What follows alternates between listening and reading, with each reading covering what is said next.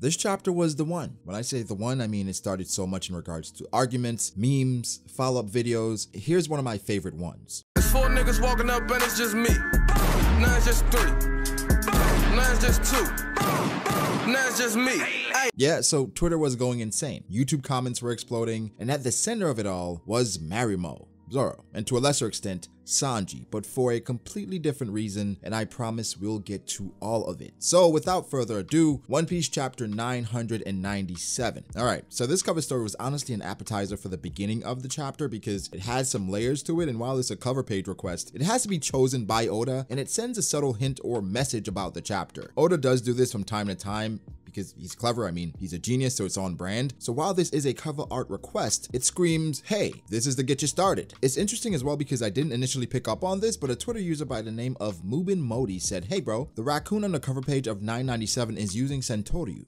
I said, oh, that's rather interesting. Very clever, Oda. Very clever. So Sanji's trying to meditate, but cannot due to his lust for bust sizes, and the raccoon using Sentoryu is trying to whip him into shape. It's perfect, I think. But I guess now we have to see how it ties into the actual chapter. So after heavy speculation that Ivankov was supposedly stopping by Wano, which I didn't really believe since it made no sense, and lo and behold, there's no Ivankov. It was a trap essentially laid for men or individuals like Sanji. We even see other men who had been caught by the trap. A woman who is seemingly powerless is having her kimono undone by a man who is about to sexually assault her. I don't know. I can't think of a better trap for someone like Sanji. See, there are a lot of people who were skeptical the first time Sanji went off on his own, but I had faith. He came back and ended up saving Momo and clashing with King. This time, well, yeah, I'm still gonna have faith because nothing has really happened yet, right? Yes, he's caught in this trap, but any individual who thought a woman was in trouble and tried to help would be in this predicament. If you say you wouldn't, you're just lame or a coward. I understand. They're in the middle of a battle, in the middle of a war. He's leaving his captain, but hey, you cannot ignore a woman's tears. Okay, but there is a silver lining here. Black Maria seems to be fond of Sanji. This is a decent start in comparison to what transpired versus Khalifa and has given Viola and Pudding vibes. They both started off as enemies, even planning to kill and rid the world of Sanji, but eventually they're won over by his charm and charisma and hard eyes. Either way, he hasn't died yet, so I like his chances here. We had to get to the Black Maria storyline at some point, and we all thought and speculated and expected it to be connected to Sanji somehow. I mean, that's just how it goes, especially when we mentioned the Queen of the Pleasure Quarter. I mean, why? Because it's Sanji. That's how Oda uses him. But for the people calling this an L already, please relax or either refer to what I said earlier, because again, nothing has really happened, and I'm very optimistic about how this will actually turn out. It even seems like Black Maria doesn't want to be a part of the battle. Maybe she wants to negotiate to help the women who are held captive. I mean, there's so much to uncover there. I'm really intrigued by this storyline. Let's just see where it goes. Also, before we move on, a cool cameo or callback rather. The woman used in this trap was a sensei who was teaching the kids the fake history of Wano, Sarahebi. So Black Maria is someone who we always thought had a snake-related devil fruit, so it makes sense that she's somewhat her subordinate, right? But then there were two in Luffy and Jinbei, and they're wondering where the heck Sanji went, but continue onward, but not before being noticed by two very interesting looking individuals. We have a gorilla smile and a snake smile. These two aren't that bad when you think of previous installments like Hamlet and Fortrix. They're my favorites, by the way. But it's still weird seeing someone talk to their devil fruit. Now, the more I see different smile fruits, I wonder if Oda is telling us something about actual devil fruit. Are smile fruits just fruits in which they can harness the devil within correctly? I mean, SAD is a prime component, but there's still much to learn regarding this topic. When we see Vegapunk, I'm sure we will. But Poker's design was actually pretty decent, I can't lie, but Mizerka, a big hell no. But these two are very ambitious, and they believe by taking Luffy's head, they'd be promoted to Flying Zix. Delusional, but ambitious. They didn't interact with Luffy and Jinbei in this chapter yet, so with Luffy finding a way to the 4th floor via the guys from Udon, this may be where they get separated, but I fully expect an interaction with Mizerka and Poker. But now finally, on to the big stuff. And speaking of big stuff, Big Mom, she disappeared through the ceiling, which if my memory serves correctly, isn't this the first time ever Zoro has seen Big Mom in the flesh? I mean, I believe he got a glimpse of Kaido, so I don't want to say the Yonko. In general, this is the first time him seeing them. But either way, everyone is relieved Big Mom didn't attack. Again, she's a very huge possible X factor for a multitude of reasons, and what she decides to do may be a determining factor in what actually happens next. But now, seriously,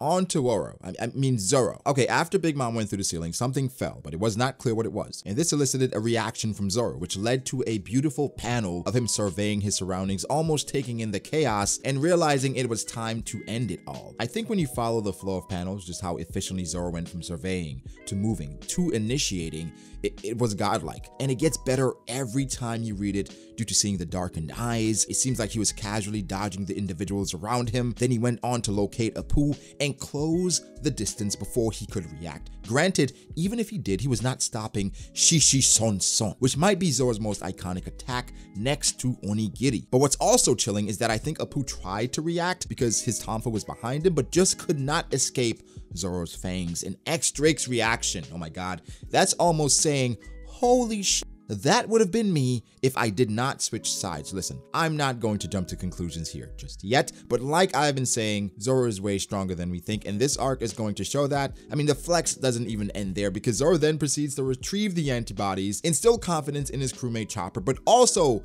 a quick vibe check to Queen saying they didn't come to play games, and officially makes his declaration to cut down Kaido. Now listen, Luffy wants Kaido and Zoro wants Kaido. A tag team between the two to take down Kaido would be fantastic. I do have my qualms and other reasons why I wouldn't want this to happen, but strictly as a fan of Zoro and One Piece, if we remove the insertion of other characters, the impact it would have post Wano, etc., this moment would be the peak for this duo. Literally yesterday, because I noticed One Piece on Netflix recently for some reason, I was rewatching the meeting between the two, and Zoro's declaration back then, to see how far they've come, really makes it emotional as a One Piece fan. This is our Marimo, our Pirate Hunter, and our Mugiwara finally standing toe-to-toe against the best and strongest, or if you use the Viz, toughest in the series. So just chills, man. I don't want to overlook Chopper though, and his contributions, because I think it's very important. He has figured out a way to stop the body from freezing over entirely, and that's through the use of fire. This gives him some time to create the antibodies for everyone, even though he's been affected by this virus. There's also a subtle hint at Zoro's possible Conqueror's Haki, or again, by the Viz, Color of the Supreme King, which I think is kind of cool. And I'll just say this about it. Oda knows what we want in regards to that, and is definitely teasing this possible power. For me, this has to happen. I mean, Zoro has to unlock this thing at some point. He's too perfect for this type of Haki. Oda, just please give it to him. Zoro also mentions flying to the top to get to Kaido, but he acknowledges either way would be difficult with Queen and King standing there. Well, not King standing, but Queen standing, King flying. However, flying may prove to be the one with Marco showing up. I mean, Marco could possibly take Zoro not all the way, but maybe to, I don't know, the 4th floor, because he's interrupted by King. Zoro meets back up with Luffy, Jinbei stays behind, and they both proceed to the top.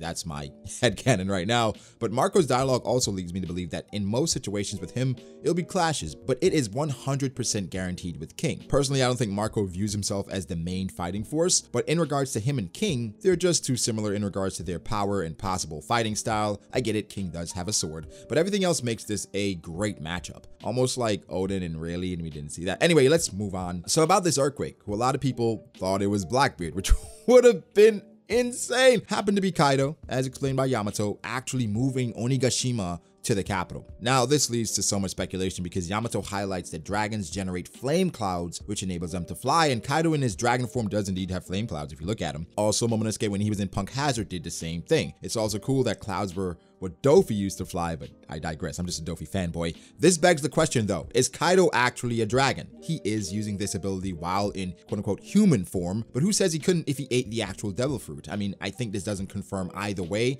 because on one hand, it's like, okay, he's obviously a fruit user because he doesn't have to transform to use them, but also vice versa, because he doesn't have to, he's not. It's all very interesting, and we will dive deeper into this because I think there's so much lore that we can speculate based on Kaido creating flame clouds to make a freaking island float. Kaido's words should be taken into consideration as well. Kaido is trying to create a pirate stronghold, which is interesting because Blackbeard has recently occupied the Pirates Island Beehive, and so it seems Kaido wants to do something similar. Could they clash at some point? Was this earthquake a hint that Blackbeard is on his way without Oda actually saying it? Kaido is chasing anarchy, and this is certainly a way to capture that. But yeah, guys, if you couldn't tell, I really like this chapter. This chapter was actually freaking fantastic. Give me your thoughts. Just give me everything, right? Tell me how you feel about this. This was amazing. We're on break next week, but we have a lot that we have to cover, so I got you guys. Wow. Wow, wow, wow. And this is just $9.97, $9.98, $9.99, and $1,000. Holy crap. Guys, again, give me your thoughts. Like the video if you did. Make sure to subscribe to the channel for more content like this. Follow me on Twitter at BroggoDAce. Follow me on Instagram, brogdy.ace. Thank you to my patrons. I appreciate you guys so much. Oh, gosh. I'm losing my mind. All right. Thank you again. I'll catch you guys in the next one. Peace.